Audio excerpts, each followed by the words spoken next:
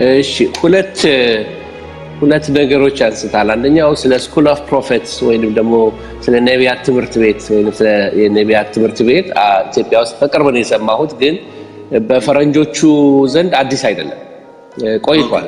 ድሮም የዛሬ ባልሳሳት ምናልባት 30 ዓመት አካባቢ እንደ ሞሪስ ሰሩሎ ሌሎችም እንደዚህ በፕሮፌት አካባቢ የሚያገለግሉ የነበሩ ወገኖች ስለ ስኩል ኦፍ ፕሮፌት ይናገሩና ያስተምሩ ነበር። ትምህርት ቤት አላቸው።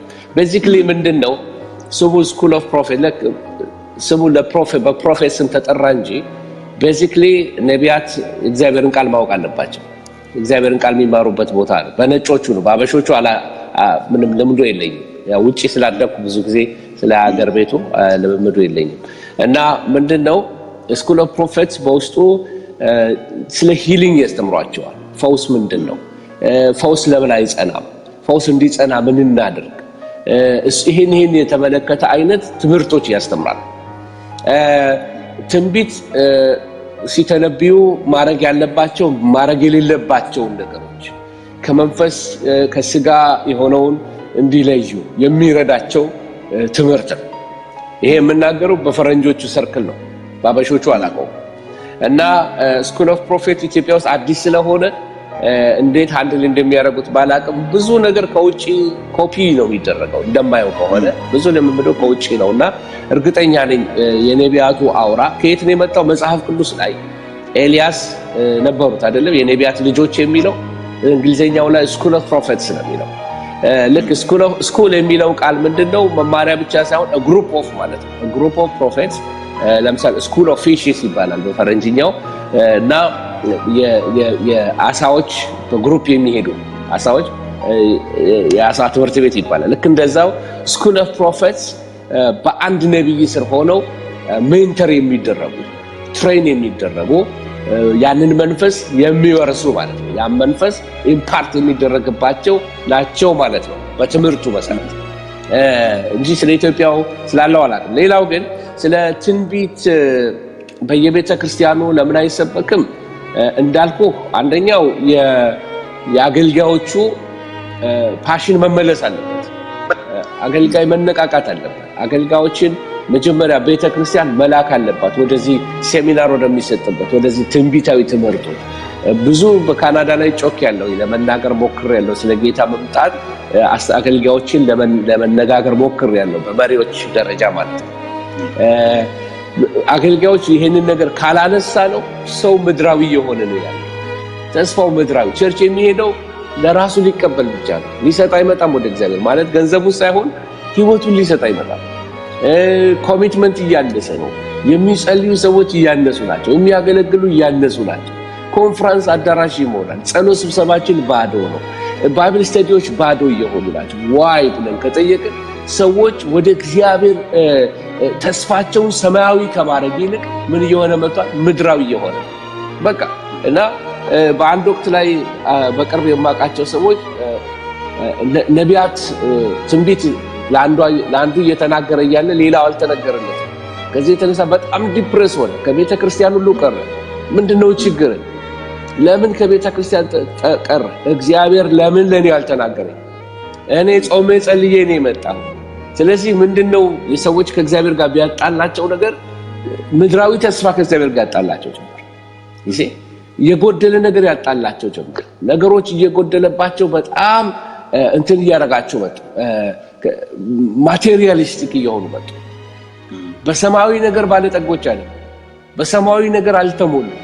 የሰማይ ነገር አይናፍቃቸው። ማራናታ የድሮ ክርስቲያኖች ሰላምታ ነበር። ማራናታ ነው የሚባባለው። አሁን ማን ነው ማራናታ ብሎኝ የሚያውቀው? ገባችሁ? ራሱ ማራናታ የሚለው ድሮ አስታውሳለሁ። ጋሽ መስፍን ተስፋዬ የሚባሉ ፓስተር መስፍን ተስፋዬ የድሮ አባት ናቸው። ወደ ጌታ ሄዷል። እና ጋሽ መስፍን የሚታወቀው መስፍን ማራናታ ነው የሚባለው። ጋሽ መስፍን ማራናታ የሚባለው ነው ሲሰብክ ሁሌ ማራናታ ነው። የሚኒስትሪ ሰው ማራናታ ኢንተርናሽናል ሲናገር ማራናታ ነው። እና ዘመኑን ሁሉ ጌታን ሲጠብቅ የኖረ ሰው ነው። ስለ ጌታ መምጣት ይናገራል፣ ያስተምራል፣ ይሰብካል። እና እንዲህ አይነት ሰዎች ያስፈልጉናል።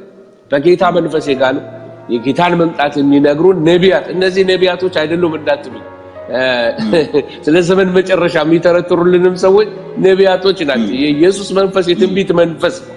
ፓስተሮቻችን ወንጌላውያኖቻችን በእግዚአብሔር መንፈስ ሆነው ካገለገሉን የኢየሱስ መንፈስ የትንቢት መንፈስ ነው። ስለዚህ እግዚአብሔር ይላል ብለን ከመጽሐፍ ቅዱስ እየነገርናችሁ ያለነው። ስለዚህ ያም በትንቢት መንፈስ የሚነገር ነው። ለምን አይነገርም? በቤተ ክርስቲያን በአምስቱ ቢሮዎች መካከል እኩል አይታይም። ሰዎች እያደሉ ያሉበት አንድ ቢሮ እየከረረ መጥቷል። ሌላው ቢሮዎች ማስተማር ቢሮዎች እየደከሙ ናቸው። ቤተክርስቲያን ዲሳይፕልሺፕ እየጠፋ ነው ያለው።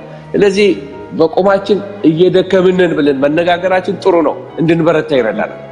ድካማችንን ካወቅን ቤተክርስቲያን መነሳት ትችላለች። ጸሎት ደክመዋል፣ ባይብል ስተዲዎች ደክመዋል፣ አዳር ጸሎቶች ደክመዋል። ጾም ጸሎት ምእመንን ቀስቅሰው ለምነው በወር አንዴ ጾም ስትለው ራሱ በመከራ ነው ለጾም ጸሎት የሚመጣው። ዋይ የሰው ፓሽን ተለውጧል። የሰማይን አይናፍቅም። ቆላስይስ 3 ይህንን ነው የሚነግረን። በላይ ያለውን ይሹ፣ በላይ ያለውን እሺ፣ በምድር ያለውን አይደለም።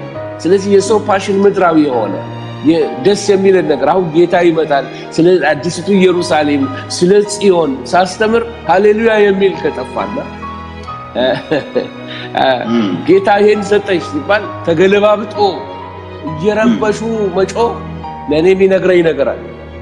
ለኔ የሚያሳየኝ ነገር የምንሰጠው ቫልዩ ቤተክርስቲያን ቫልዩ እየሰጠችው ያለው ነገር ስለ ጌታችን ስለ ኢየሱስ ክርስቶስ ቫልዩ አልሰጠችውም። ንስሐ ልትገባ ይገባል። በተለይ እንደኔ ላሉ አገልጋዮች ንስሐ ልንገባ ይገባል።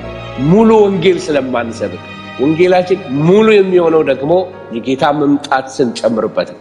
የጌታ መምጣት ካልተሰበከ ወንጌላችን ሙሉ ወንጌል አይደለም፣ ጎዶሎ ነው። ሰዎች ስጋዊ ፉክክር በቤተ ክርስቲያን ውስጥ የሚያደርጉት ለምንድን ነው? ቅናት፣ አድመኝነት። ሰማያዊነት ሲጠፋ እኮ ምድራዊነት እኮ ሲመጣ ምድራዊነት ቤተ ክርስቲያንን እያከረፋት መጥቷል። ስለዚህ እግዚአብሔር አይኖቻችንን ይክፈትል። ዘመኑ ተቆጥሮ ሊያልቅ ነው። አለቀ። በቃ የመጨረሻ ዘመን ላይ ደርሰናል። 11th hour ነው ብሎ አይደለም ሰው እየጻፈልን አንድ መጽሐፍ 11ኛው ሰዓት ደርሷል። it is time now። በቃ አሁን የቀረው ጊዜ አጭር ነው፣ በጣም አጭር ነው። ስለዚህ ብዙ ፕላኖች አሉ።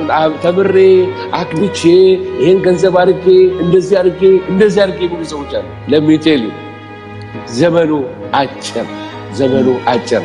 ስለዚህ ወገኖቼ ሆይ ስኩል ኦፍ ፕሮፌትስ አያያዙ ይጠይቃል። እንደሚይዙ ሰዎች ይለያያል። ሰክሰስፉል ሊሆን ይችላል ወይንም ሊበላሽ ይችላል። ነገር ግን ቤተክርስቲያን ወዘር ትውልድ ፈለገው አልፈለገው ይሄን አንፈልግም እምቢ ይሄን አታስተምሩን ቢሉ እንኳን ቸርቹን ለቀው መሄድ ይችላሉ እንጂ ኢየሱስ ይመጣል ብለን እናስተምራለን። ይሄ ነው አቋም። በቃ ፍርድ መስማት ነው። ቸርች መጥቶ ሰው ኢንተርቴይንድ መሆን የለበትም። ልናዝናና አይደለም እሑድ ምን ሰበስበው። it means serious business። ለኔ ወንጌል serious business ነው። መጥቶ ቀልዶ ሰው እንዲሄድ አይደለም። መጥቶ ሁሉ ያለ አይደል ታገኛለህ ተብሎ እንዲሄድ አይደለም። we have to tell them the truth shall set them free። ነፃ ያወጣቸዋል እውነት። ስለዚህ ሰዎችን ወደ ቤተ ክርስቲያን አምጥተን ይሄንን የሚያስፈራም ቢመስል ይሄን ወንጌል መስበክ አለበት። የሚያስደነግጥም ቢመስል ይሄ ወንጌል መስበክ አለበት። ፍርድ አለ። ሲኦል ከዛ ያስፈራል። አጋንንቶች በሲኦል ያሉ አጋንንቶች ከዛ ይልቅ ያስፈራል። በምድር ላይ ሊመጣ ያለው ቁጣ ከዛ ያስፈራል። ሊመጣ ያለው ዘላለማዊ ፍርድ ከፓስተራችን የሚጎረብጥ ስብከት የባሰ የሚያሙላቸው። ስለዚህ አሁን ምንማረው ይሻላል። ክብር ለእግዚአብሔር። ስለ ዘመናት መማር አለብን። ዘመናት በሰባት ይከፈላሉ ወይንም ዲስፐንሴሽንስ ይባላሉ። እነዚህ 7 ዘመናት አሉ። በዛ ውስጥ 7 ኪዳናቶች አሉ። አውራ ኪዳናቶች ብሉይና ሐዲስ ናቸው። ስለዚህ በሰባቱ ዘመናት ውስጥ ያሉትን የእግዚአብሔርን ኪዳናት እያንዳንዱ ኪዳን ሲፈጸም በፍርድ ነው ያለቀው። በጣም በሚገርም ሁኔታ ብሉይ ኪዳን ሲያልቅ በኢየሱስ ላይ ተፈርዶ ነው ያለቀው። የኃጢአት ፍርድ በኢየሱስ ላይ መጣ። አዲስ ኪዳን ሲያልቅ ደግሞ የኃጢአት ፍርድ ብቻ አይደለም፣ በምድር ላይ ምድር ትቀጣለች፣ ፍርድ አለ። እግዚአብሔር ፈራጅ አምላክ ስለሆነ ስለዚህ ስለ ዘመናት እንማራለን። በዚህ በመጨረሻው ዘመን በስካቶሎጂ በምንለው ትምህርት ውስጥ ነው። ከዛ በፊት ስካቶሎጂ የሚለውን ቃል ለመተርጎም ያህል ስካቶስ እና ሎጂ የሚል የሁለት ቃል ድምር ነው።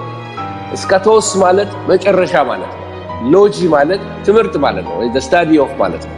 ለዚህ ባጭሩ ስካቶሎጂ ማለት የዘመን ፍጻሜ ትምህርት ወይንም ደግሞ ነገረ ፍጻሜ ማለት ነው ባጭሩ። ስለዚህ በውስጡ ስለ ዘመናት አላልኳችሁ፣ በውስጡ ደግሞ ስለ ንጥቀት እንማራለን።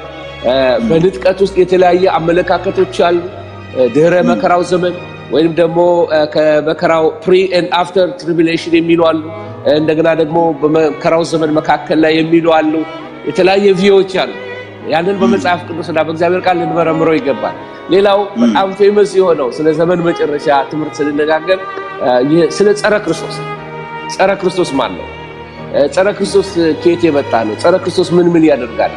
ጸረ ክርስቶስ ስራዎቹ ምንድናቸው? ዘሩና ወገኑ ምን ይሆናል? እነዚህ ሁሉ አንዱ የዘመን መጨረሻ ትምህርት ክፍሎችን ያለው።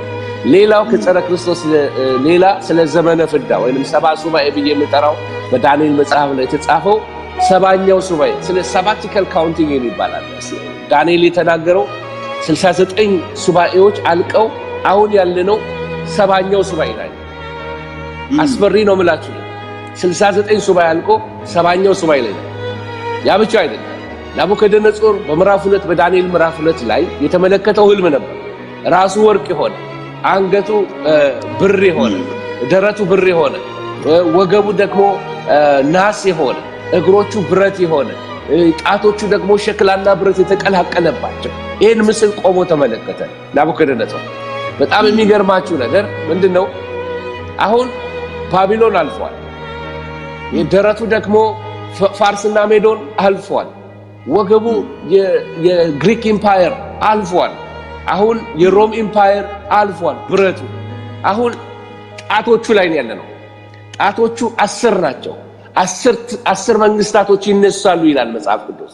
አሁን እዛ ጫፍ ላይ ያለነው ጫፉ ላይ የጸረ ክርስቶስ መንግስት ነው የቀረው። ኦፊሻሊ የጸረ ክርስቶስ መንግስት ገና አልጀመረም። በሰባው ሱባኤ ግን ጸረ ክርስቶስ ይመጣል። በጸረ ክርስቶስ በዚህ በሰባቱ ዓመታት በሰባው ሱባኤ ላይ የጸረ ክርስቶስ ከፍ ማለት ሰዓት ላይ አንዲት ድንጋይ ከተራራ ላይ ተፈንቅላ ምስሉን ስታፈራርሰው እንመለከታለን። በናቡከደነጾር ምዕራፍ 2 ዳንኤል ምዕራፍ 2 ናቡከደነጾር ባየው ህልም ላይ ልክ ምስሉን ስታፈራርሰው ከላይ እስከታች እንዳቧራ ነው የሆነው። አፈራረሰችው። ያቺ ድንጋይ ግን እንደ ትልቅ ተራራ ሆነ እስከ ሰማይ ድረስ ደረሰች ይላል። ያ የልጁ መንግስት ነው። ያ የመሲሁ መንግስት ነው። ማራናታ አሜን። ጌታ ኢየሱስ ይመስገን። ይሄን ስናገረው ኤክሳይት ያደርገኛል ውስጤ። ምክንያቱም የሰው መንግስት ሁሉ ይፈርሳል። ሰው የሚጋደልለት መንግስት ሁሉ ይፈርሳል። የአሜሪካ መንግስት ይፈርሳል። የታላላቆች የምዕራባውያን አገሮች ሁሉ ይፈርሳሉ። ነገር ግን የጌታችን የኢየሱስ ክርስቶስ መንግስት ለዘላለም ትኖራለች። ሃሌሉያ። ስለዚህ ይሄ ነው ኤክሳይት ሊያደርጋችሁ የሚገባው። ይሄ ነው ሃሌሉያ የሚያሰኝ። ይሄ ነው ጌታ እንዲመጣ እንድንናፍቅ የሚያደርገን፣ የዘላለም ሽልማታችንን የዘላለም ረፍታችንን እንድናስብ የሚያደርገን እንጂ ወገኖቼ ዛሬ ስጋ ይፈወሳል፣ ነገ ስጋ ይታመማል፣ ዛሬ ኪስ ይሞላል፣ ነገ ኪስ ይጎላል፣ ዛሬ መኪና ነዳለሁ። ሶ ዋት ትልቁ የእግዚአብሔር ኤተርናል ፐርፐዝ ሰማይና ምድርን በክርስቶስ መጠቅለል ነው። የጌታችን የኢየሱስ ክርስቶስ ምድር መንግስት በምድር ላይ ትተከላለች። ለሺህ ዓመት ኢየሱስ ይገዛል። ሃሌሉያ። ለሺህ ዓመት የዛን ጊዜ የአራዊት ጠላትነት ይወጣል። የአራዊት ክፋት ይወጣል። በሰው መካከል ክፋት ይወጣል። ሰይጣን ለሺህ ዓመት ይታሰራል። ያ ኢየሱስ ክርስቶስ ሊትራሊ መንግስቱን በኢየሩሳሌም በዳዊት ዙፋን ላይ እንደተነገረው ለዳዊት የተነገረ ትንቢት አለ። ያ ትንቢት መፈጸም አለበት። ኢየሱስ ካልመጣ የዳዊት ትንቢት አይፈጸምም። ለዳዊት የተገባለት ተስፋ ምን የሚል ነው? እነሆ ከዘር ለዘላለም ከዙፋን ላይ አይጠፋም የተባለ ለዘላለም በዳዊት ዙፋን ላይ የሚቀመጠው ጌታ ኢየሱስ ክርስቶስ ነው። ስለዚህ በኢየሩሳሌም ከተማ ላይ ኢየሱስ ክርስቶስ ለሺህ ዓመት ይቀመጣል፣ ይነግሳል። ሃሌሉያ። ይሄ ሲምቦሊክ አይደለም። አንዳንድ አስተማሪዎች ሲያስተምሩ ምን ይላሉ? እናንተው ኢየሱስ በአምባላይ ፈረስ ይመጣል፣ ደብረ ዘይት ላይ ሊትራሊ አይቆምም። እንደውም ኢየሱስ የሚቆመው ልባችን ውስጥ ነው ገብቶ የሚገባው እንጂ ደብረ ዘይት ተራራ ላይ አይደለም ይላሉ። አትቀልዱ። ደብረ ዘይት የሚባል ልብ የለም። በስም የተጠራ ቦታ ነው። ደብረ ዘይት ተራራ ላይ ጌታችን ኢየሱስ ክርስቶስ እግሮቹ ይረግጣሉ። የደብረ ዘይት ተራራ 2 ቦታ ይከፈላል። ከዛ ቀጥታ ወደ ቤተ መቅደሱ ነው የሚገባው። ስለዚህ ጌታችን ኢየሱስ ክርስቶስ በምድር ላይ ለሺህ ዓመት ይገዛል።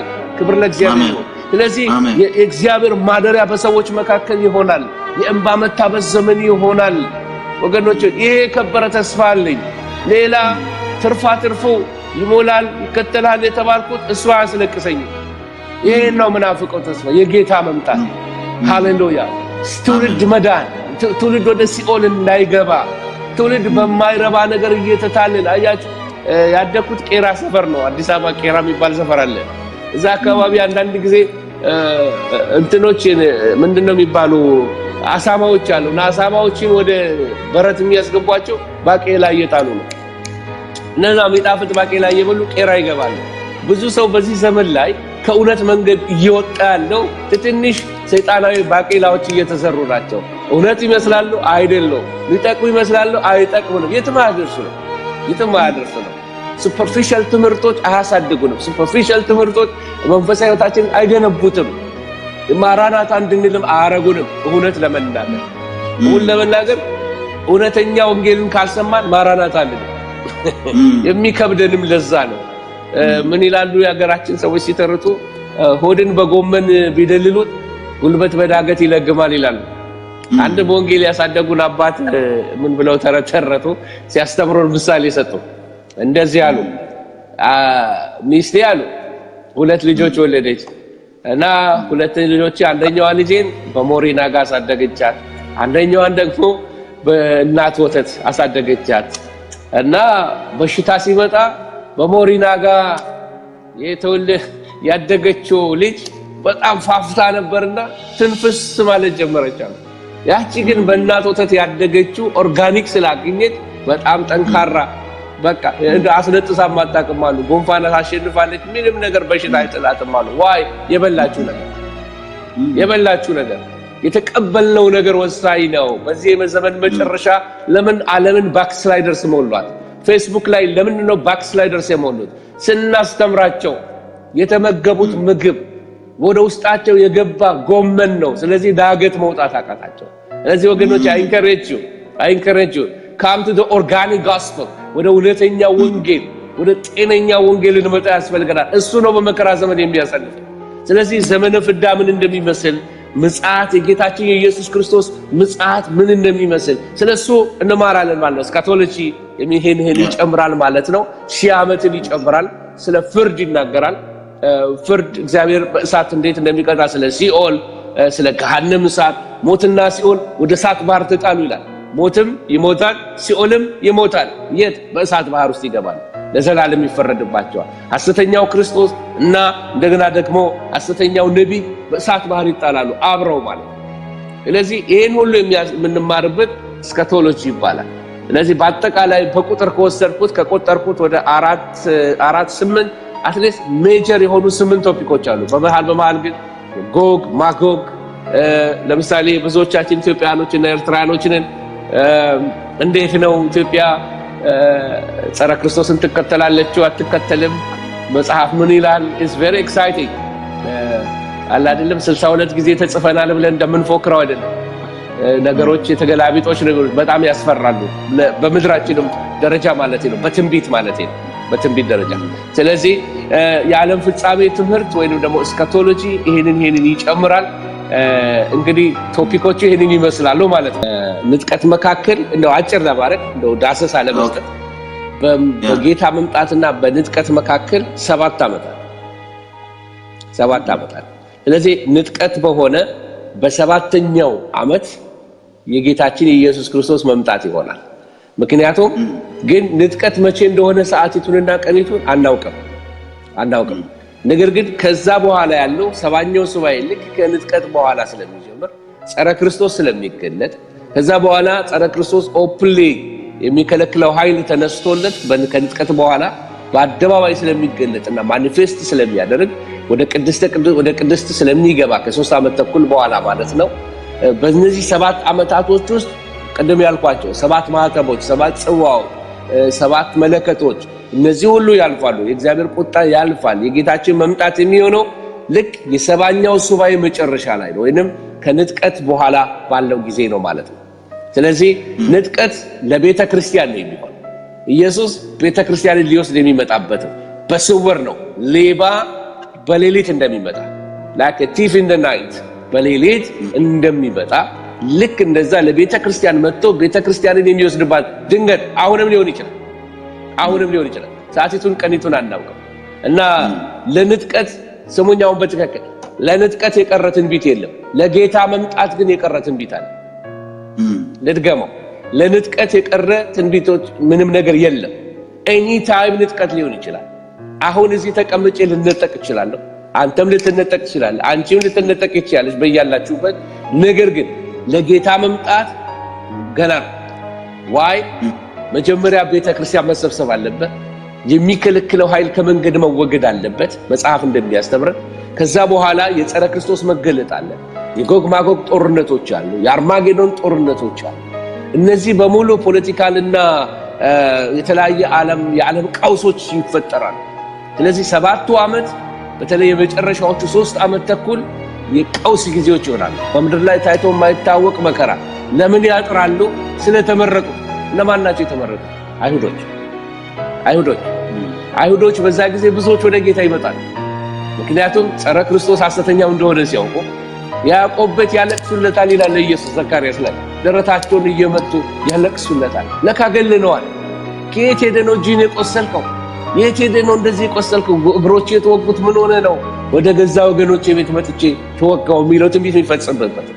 ስለዚህ ብዙ አይሁዶች ይድናሉ። በተለይ 144,000 ይታተማሉ። የዛን ጊዜ 144,000 ታላላቅ ሰባኪዎች፣ ታላላቅ ጳውሎሶች ናቸው። በመንፈስ የተደቁ ናቸው። በተለይ አንድ አይሁድ ሲድን አገር ነው የሚለወጠው። ዳይናሚክ ሰዎች ናቸው አይሁዶች። አንድ ነገር ላይ ካመኑ ዓለም መለወጥ የሚችሉ ሰዎች ናቸው። ስለዚህ በንጥቀትና በጌታ መምጣትና በንጥቀት መካከል 7 ዓመት ጋፕ። ንጥቀት ለቤተ ክርስቲያን፣ ምጽአት ከቤተ ክርስቲያን ጋር ኢየሱስ የሚመጣበት። ሃሌሉያ ሃሌሉያ። ያሌ ነው ቤተ ክርስቲያን በሙላት ያ ከጌታ ኢየሱስ ጋር እንደ ሙሽራው የበጉ ሰርግ ራት በሰማይ ይደረጋል። 7 ዓመት ማለት ነው። ሽልማት ከጌታ ጋር የምንቀበለው በ7 ዓመታት ነው። እኛ ላይ ለምን ዳንኤል ዮሐንስ ራእይ ላይ ብትመለከት ስለ ቤተ ክርስቲያን ሜስ ይናገርና ስለ 7 አብያተ ክርስቲያናት ዝብርቅርቅ ማለት ይናገርና ልክ ምዕራፍ 4 ላይ ሲደርስ ምን ይለዋል? ወደዚህ ውጣ ይለዋል። that's the rapture። ወደዚህ ውጣ። ሰማያትም በስኮት ተከፍቶ ነበር። ወደ ላይ ወሰደው። ወደ ላይ ሲወስደው ሰማይ በአምልኮ የተሞላ ነው። ሰማይ አክሊላቸውን እያወለቁ 24 ሽማግሌዎች እየሰገዱ ነው። በምድር ግን ቤተክርስቲያን የነበረችው የተመለከታት ቤተክርስቲያን 7 አብያተ ክርስቲያናት በጣም የተወሳሰበ ኮምፕሊኬትድ የሆነ ብልሽት ውስጥ ነበር። ኢየሱስ ከደጅ ሆኖ ሎዶቅያ ቤተክርስቲያን ያንኳኳል። በገዛ ቤቱ ኢየሱስ ውጪ ነው ያለው። በደጅ ቆሜ ያንኳኳለሁ የሚለው ቃል ለቤተ ክርስቲያን ነው የሚያንኳኳው። ያላመነን ሰው አይደለም የሚያንኳኳው። ብዙ ጊዜ ለሚድኑ ሰዎች ነው የምንናገርበት። ግን እውነቱ ለማን ነው? ሎዶቅያ ለተባለች ቤተ ክርስቲያን፣ ኢየሱስን ላስወጣች ቤተ ክርስቲያን፣ ለመጨረሻ ዘመን ቤተ ክርስቲያን ነው።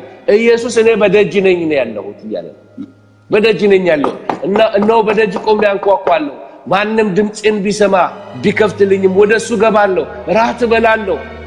ይሄ የተስፋ ቃል እየተናገረ ነው ጌታ ያለው። አስገቡኝ እያለ። ስለዚህ ጌታን ይሄን ተመልክቶ ዮሐንስ ኢሚዲየትሊ ጌታ ምዕራፍ ያስቀይረዋል። ኦኬ እስካሁን ያየኸው የምድርን ትርምስ ነው። የ7 ዘመናት ወይንም የ7 ቤተ ክርስቲያናትን ጉድ ተመልክተሃል። ውድቀታቸውን አይተሃል። ተመልከት፣ አንድ ነገር ላሳይ። በምድር አምልኮ ቢከለከል፣ በምድር ኢየሱስ ወደ ደጅ ቢወጣ፣ በሰማይ ግን በሰማይ በጉ በዙፋኑ መካከል ሆነው 24ቱ ሽማግሌዎች ታርደሃልና እያሉ እየሰገዱለት ነው። ብናመልከው ለራሳችን ነው። አንዳንድ ጊዜ ሰዎች ሊያስፈራሩ ካሁን በኋላ ቸርች አልመጣም ያስፈራራሉ። አያስፈልግም። ብትመጡ ለእናንተ ነው፣ ብትድኑ ለራሳችሁ ነው። ጌታን አምልኮ አላመልክም ብለው ጌታ የሚያመልኩ ሰማያ ሰማያት የሞሉ እልፍ አላፋት በፊቱ የሚሰግዱለት አክሊል ያወለቁለት ታላላቆች አሉ። በቅድስና ያሉ ያው መላእክት የሚሰግዱለት ቅዱስ ነው ኢየሱስ። ሃሌሉያ። ስለዚህ ለራሳችን ነው የምናገለግለው፣ የምንከተለው ለራሳችን ነው። ስለዚህ ፕሊዝ እንደግ። የጌታን መምጣት አስቡ። አንድ ቀን በጌታ ፊት እንቆማለን። አንድ ቀን በጓዳ ለምንናገራት ነገር በኢንቴግሪቲ በሌለው ህይወት ስንመላለስ ቃላችን ሉዝ በሆነበት ነገር ላይ will be accountable before the Lord። በጌታ ፊት ተጠያቂዎች እንሆናለን። ምን ነበር ያልከው ብሎ ጌታ ይጠይቀናል። ልክ ይሄን የተናገርከው ብሎ ይጠይቃል ጌታ። በልብዬ ነው እግዚአብሔር ይላል ምን የተናገርከው ብሎ ይጠይቃቸዋል። ምን አታገለኝ እውነት ተናገረ ሐሰተኛ ነው ጌታ ፊት ይቆማል። ያንዳንዱ መልስ ይሰጥበታል። አንተ ግን የራስን መንገድ እስከ ፍጻሜው ድረስ በቀኑ መጨረሻ በዕጣ ክፍል ትቆማለህ። የትምህርት ዓላማ ይሄ ነው። ሰዎች በራሳቸው ዕጣ ክፍል እንዲቆሙ ኢየሱስ ክርስቶስን እንዲጠብቁት ነፍሳቸው ጌታን እንድትናፍቀው። ልክ ጌታን ማሰብ ስንጀምር ዓለምን መናቅ እንጀምራለን። የሥጋን ነገር መናቅ እንጀምራለን። አሉኝ፣ ጎዱኝ፣ ሰበሩኝ እያሉ በቤተ ክርስቲያን ከመሰነካከል እንወጣለን። አቅሊላችንን ማየት እንጀምራለን። ተክተን እናገለግላለን። ኢየሱስ ጌታ ነው። ወገኖቼ ሆይ እንከረጅ አደርጋችኋለሁ። ይሄ ዘመን የመንቃት ዘመን ነው። እንቀስቅስ ትውልድን። ጌታ ይመጣል። ስሜታችሁን አትስሙ። እውነት ይሄን ይናገራል። ቃል ይሄን ይናገራል። መላእክት ይሄን ይናገራሉ። ጌታ በእስላም አገሮች ሁሉ እየተገለጠ ለሙስሊሞች እየተገለጠ እየነገራቸው ነው ያለው ጌታ ኢየሱስ ክርስቶስ። ለሂንዶች በሚገርም ሁኔታ በህልም እየመጣ እየነገራቸው ነው። ሜዲቴት እያደረጉ እያለ ድንገት አቋርጦ እየገባ የነሱ ሜዲቴሽን እየተገለጠላቸው እነሆ በቶሎ መጣለው፣ ቶሎ ንስሐ ገባ፣ መንገድን አስተካክል እያለ ለዓለም ሃይማኖቶች ሁሉ ወንጌል ላልተሰበከላቸው ወንጌል እየሰሙ ነው ያሉት። ቡዲስቶች ወደ ጌታ እየፈለሱ ነው ያሉት። ክብር ለእግዚአብሔር ይሁን። ቻይና ሪቫይቫል ውስጥ ነው ያለችው። ቻይናዎች እየዳኑ ነው። በስደት ይለፉ እንጂ ቻይና እየዳነ ነው። ከሃዲ የተባለው ኮሙኒስት የተባለው ሀገር እየዳነ ነው ያለው። ኢየሱስ ጌታ ነው ወገኖች። በእስላም ሀገሮች ሰዎች እየዳኑ ነው ያለው። ሃው ጌታ ራሱን እየገለጠላቸው፣ ጌታ ራሱን እያሳያቸው ነው ያለው። እባካችሁ ወንጌልን ከልጅነት ተዋህዶ ልትሆኑ ትችላላችሁ፣ ካቶሊክ ልትሆኑ ትችላላችሁ፣ ፕሮቴስታንት ቸርች ያደጋችሁ ልትሆኑ ትችላላችሁ። ሰምተነዋል፣ ግን ፎር ግራንትድ አንወስደው፣ አቅለን አንላመደው። ኢየሱስ ይመጣል። ይህን ምሳሌ ተናግሬ ልጨርስ። በዚህ ቶፒክ ላይ ሰዎች ነበሩ፣ መርከብ አላቸው እና መርከበኞች ናቸው። ከትልቅ መርከብ ላይ ወደ ፖርት ሲደርሱ ወይ ወደብ ላይ ሲደርሱ ትንሽ መርከብ ታንኳ ያወርዱና ሄደው ወደብ አገሮች ጨፍረው ጠጥተው ሰክረው ካፒቴን ሳይ ሌሊት ወደ ትልቋ መርከብ ይመለሳል። ይሄንን በየጊዜው ያደርጋሉ። አንድ ቀን በጣም ሰክረዋል። ስለዚህ ሳይነጋባቸው ታንኳቸው ውስጥ ገቡና ወደ ትልቁ መርከብ ሮጠው ሄደው ካፒቴኑ ሳይነሳ መርከብ ውስጥ ሊገቡ ፈለጉ። ቢነዱ አይደርሱም። ለካ ምን ሆኖ መሰላቸው? የታንኳይቱን ገመድ ከኋላ አላላቀቋትም። በጣም ስለሰከሩ የነበሩባትን ትንሿን ቦት የሷን ጀልባዋን ማሰሪያ ተስራለች። ስለዚህ ትልቁ መርከብ ያዩታል፣ አይደርሱም። የዛን ዕለት ለክፋቱ ካፒቴኑ ሲነጋ አስነስቶባቸው ሄደ። ድንገት ነው የሚሆነው። ድንገት ነው። የማይነጠቁ አሉ። ይቅርታዬን ስነግራችሁ አዝናለሁ። እውነት ነው። ባልነጠቅስ የሚል ሙሉ ትምህርት አስተምሬያለሁ በቤተ ክርስቲያን። ለማይነጠቁ ሰዎች ምን ማድረግ እንዳለባቸው፣ ካልተነጠቃችሁ በዚህ ሰዓት እንዲህ እየሆነ ነው፣ ካልተነጠቃችሁ ይሄ እየሆነ ነው፣ በአውሮፓ እንዲህ እየሆነ ነው፣ በዓለም ላይ እየሰማችሁ ነው እያልኩኝ ልክ ሌፍት ቢሃይንድ እንዳለው አንድ ትምህርት አዘጋጅቻለሁ። ስለዚህ የማይነጠቁ ሰዎች አሉ። ኦየስ እርግጠኛው እነግራችኋለሁ። ዳዝም ማተር ሰባኪዎቻችሁ ወይንም አንዳንድ ሰዎች የሚነግሯችሁ ዳዝም ማተር ቃሉ የሚለው ለዘላለም ይኖራል። ስለዚህ የማይነጠቁ ሰዎች አሉ። ጌታ ይሄ ዩኒቨርሳል ሳልቬሽን ዓለም ሁሉ ይድናል የሚሉ አስተማሪዎች አሉ። ስህተት ትምህርት ነው። ዓለም ሁሉ አይድንም። ዓለም ሁሉ አይነጠቅም። ያመኑ